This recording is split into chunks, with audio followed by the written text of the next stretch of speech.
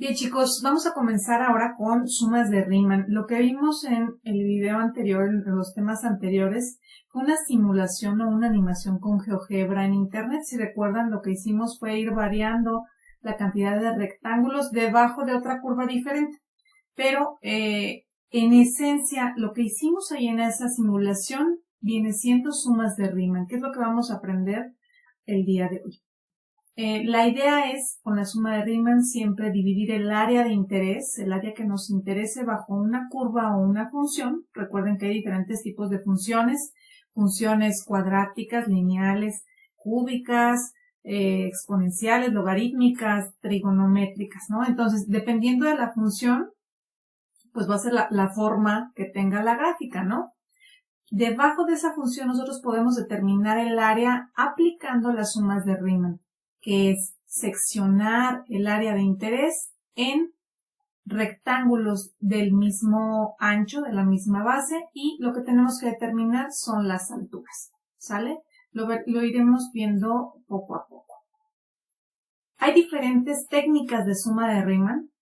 En algunas de ellas se utiliza manejar rectángulos de extremo izquierdo.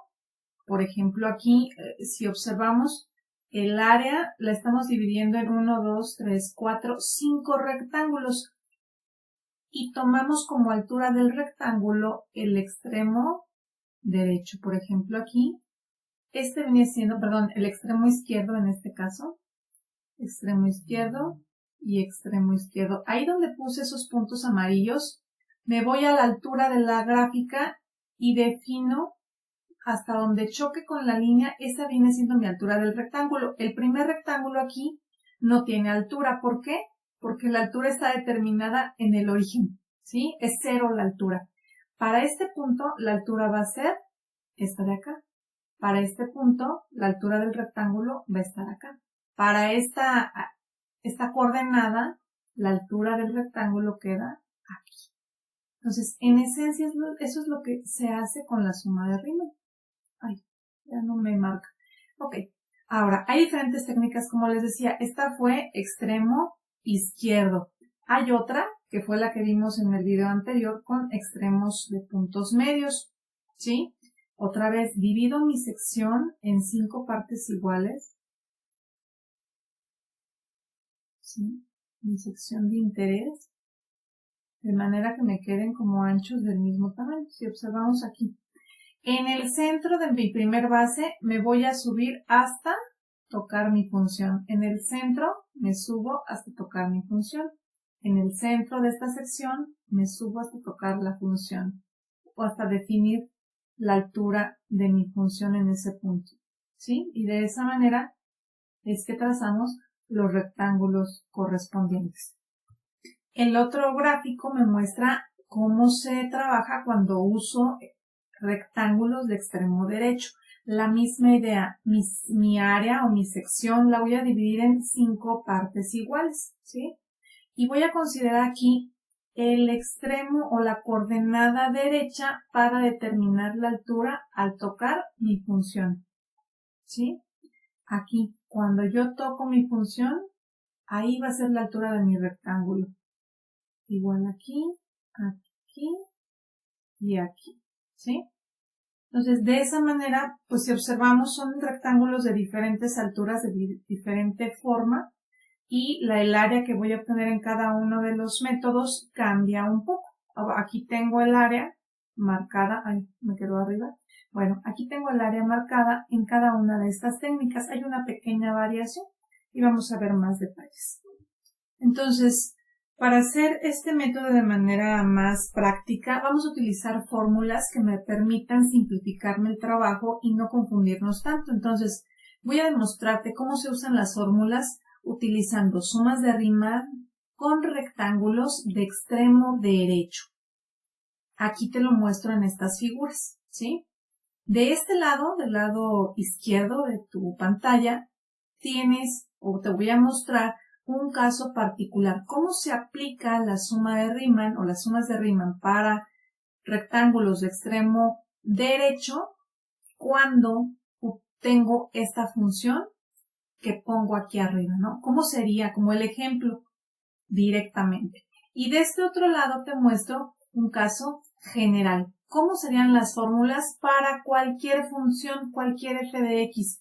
Aquí yo te estoy poniendo la misma función representativa nada más, pero en realidad esa curva morada, si estoy hablando de una función lineal, pues va a ser una línea recta. Si tengo una función cúbica, va a ser una curvita como ya la vimos anteriormente.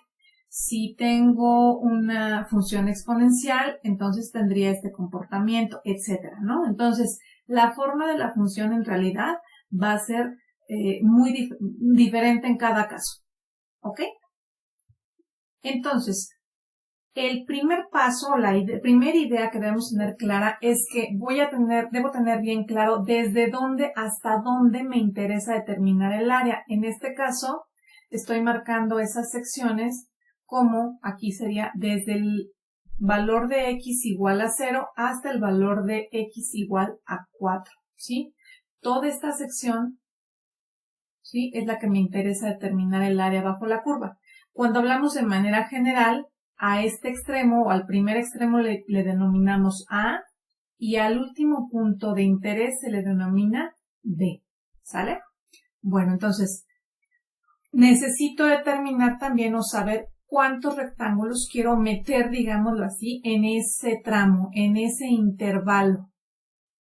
Entonces, primer paso, voy a determinar el intervalo. ¿Cómo determino el intervalo? Haciendo una resta. Tomo el valor que esté a mi extrema derecha, que en este caso es 4, menos el valor que yo tenga en el extremo izquierdo. En este caso está muy simple porque el valor inicial es un 0, pero yo podría poner, por ejemplo, mi inicio en el 2 y entonces al 4 le tengo que restar 2, ¿sí? Aquí me queda 4 menos 0, me sigue quedando un 4.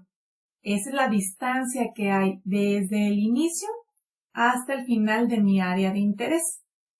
Pero, ojo, esto no siempre va a ser 0. Incluso podría ser valores negativos y ahí hay que nada más que tener cuidado con los signos negativos porque al restarle un negativo se va a hacer positivo. Por menos sería positivo, ¿vale? Entonces hay que tener cuidado. Ahora, ¿cómo lo expreso esto en fórmula general? La formulita que van a tener por ahí en su formulario es esta. ¿Cómo determino mi intervalo o mi distancia de interés? Restándole al valor de B, le resto el valor de A. Así de fácil.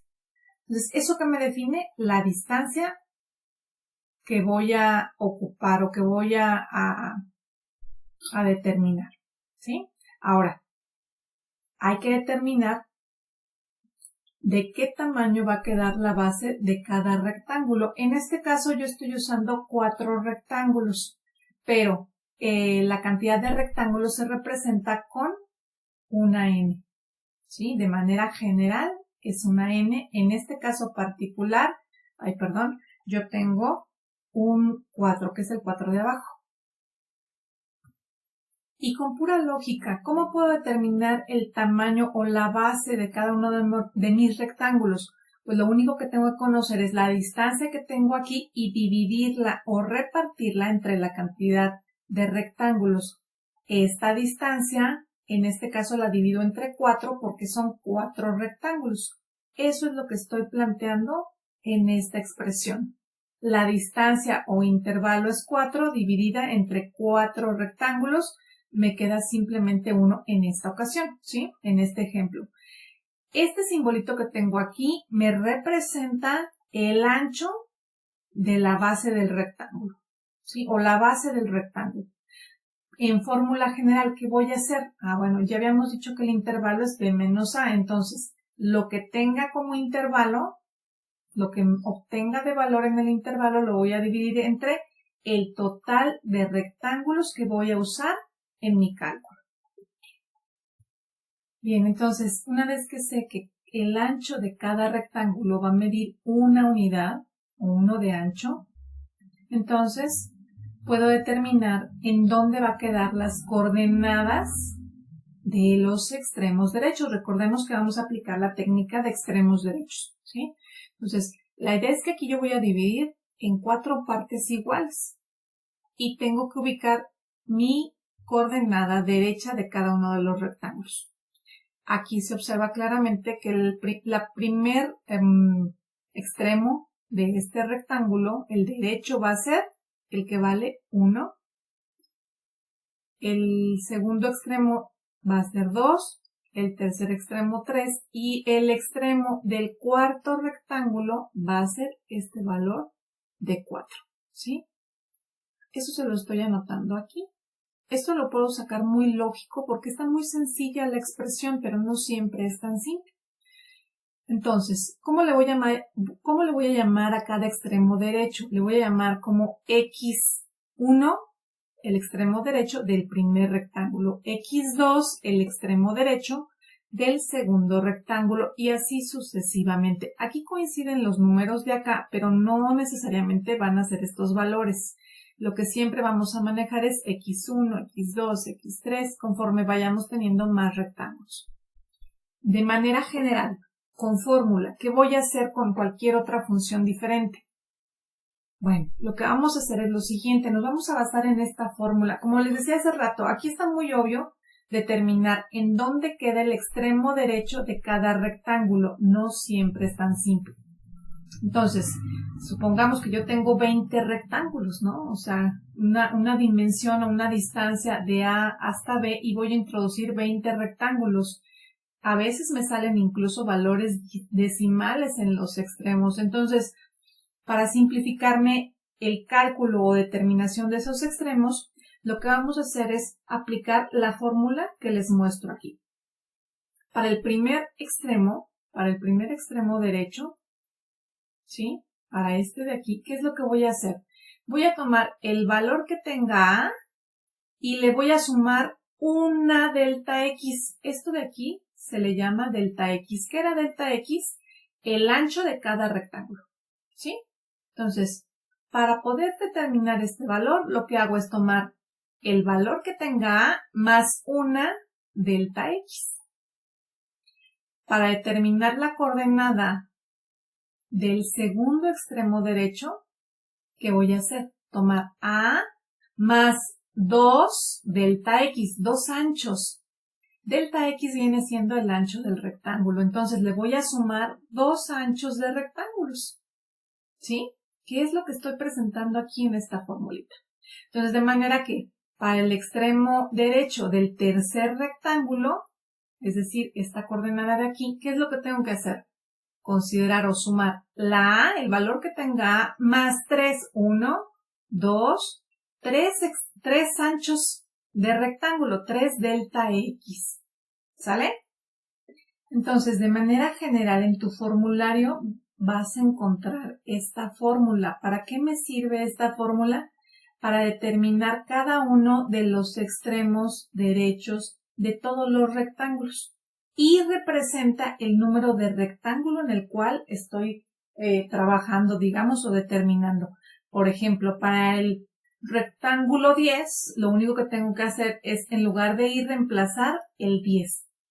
Y sería el extremo derecho del rectángulo 10 es igual a A más 10 veces el ancho del rectángulo. Ya que tenemos los extremos bien definidos, nuestro siguiente paso es determinar la altura que tiene cada rectángulo y eso lo haremos evaluando nuestra función. Aquí es donde vamos a aplicar el repaso que hicimos de evaluación y graficación de funciones. ¿Por qué? Porque necesitamos determinar qué valor tiene mi función cuando x vale 1. ¿Qué valor va a tener? Me va a dar este valor de aquí, me tiene que dar aquí 3 y esa va a ser la altura de mi rectángulo. ¿Qué valor va a tener mi función cuando x valga 2? Me va a dar este valor de 4, que es la altura del rectángulo que voy a considerar.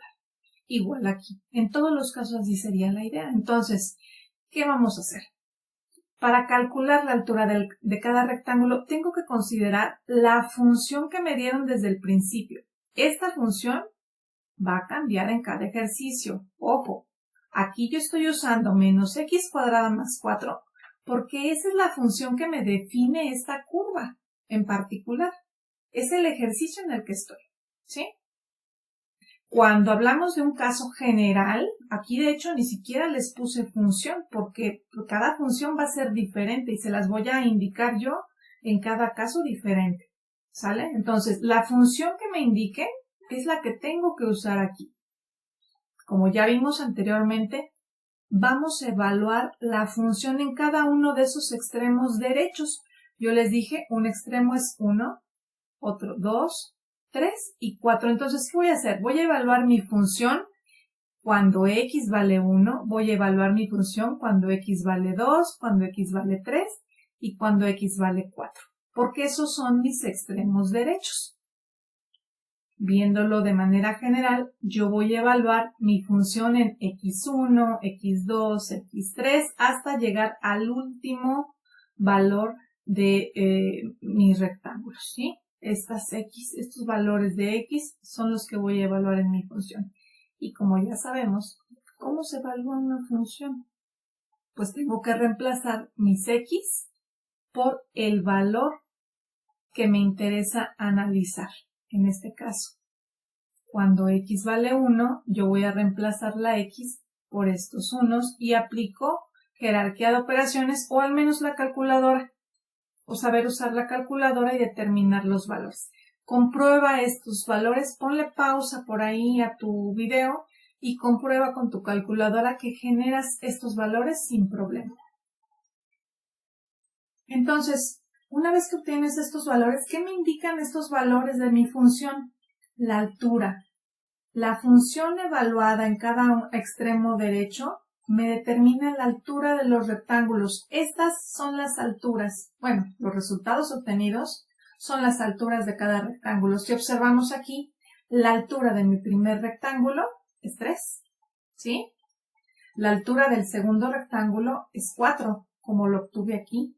La altura del tercer rectángulo es 3 y del cuarto rectángulo la altura es 0, como lo observas aquí en la imagen, ¿sí? Entonces, cuando evaluemos la función, nuestro resultado nos va a determinar la altura. Y ya lo único que queda, pues está muy simple, porque para determinar el área de cualquier rectángulo, nosotros necesitamos conocer la base y la altura.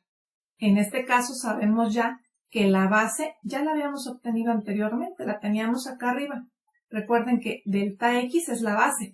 Entonces, la base de todos mis rectángulos vale 1, ¿sí? Vale 1. Y la altura la acabo de determinar. Entonces, para calcular el área de cada rectángulo, área del rectángulo 1 va a ser su base, que mide 1, y su altura, que es 3. A veces podrá observarse si nosotros hacemos la gráfica, pero no siempre es tan simple y yo voy a requerir precisión. Entonces hay que hacerlo a través de la evaluación de la función, como lo vimos. Bueno, entonces 1 por 3, 3. U cuadrada, ¿por qué? Porque son unidades, no sé exactamente qué unidades son, centímetros, metros, y por ser área tengo que incluirle el cuadrado. Entonces, área del segundo rectángulo. Si observamos aquí, todos los rectángulos tienen la misma base, porque es una de las características de la suma de Riemann. Los rectángulos deben tener el mismo tamaño en su base, y aquí se observa claramente que todos mantienen la base 1. Y las alturas son las que están cambiando y que acabamos de calcular. Hacemos estas multiplicaciones y obtenemos las áreas de cada uno de los rectángulos que tenemos arriba. 3 unidades cuadradas, 4 unidades cuadradas, 3 unidades cuadradas y 0 unidades cuadradas. Entonces, para determinar el área total, lo único que tengo que hacer es sumar todas mis áreas, ¿sí? Que aquí lo represento con esta formulita y aquí lo estoy haciendo manualmente. En este caso, la suma total son 10 unidades cuadradas y eso sería el objetivo final de este ejercicio, determinar el área aproximada. Recordemos que es aproximado porque en realidad estas áreas no cubren perfectamente el área bajo la función, pero pues es una aproximación. Y entonces, regresándome al caso general, cuando lo utilizo con fórmula, la función evaluada en cada uno de los extremos determina las alturas. Entonces, para calcular el área, seguimos la misma idea. Va a ser la base por la altura, pero la base está indicada con esta expresión delta X, lo que haya obtenido como delta X, y la altura por la función evaluada en cada uno de mis extremos derechos. El final pues es el mismo, ¿no?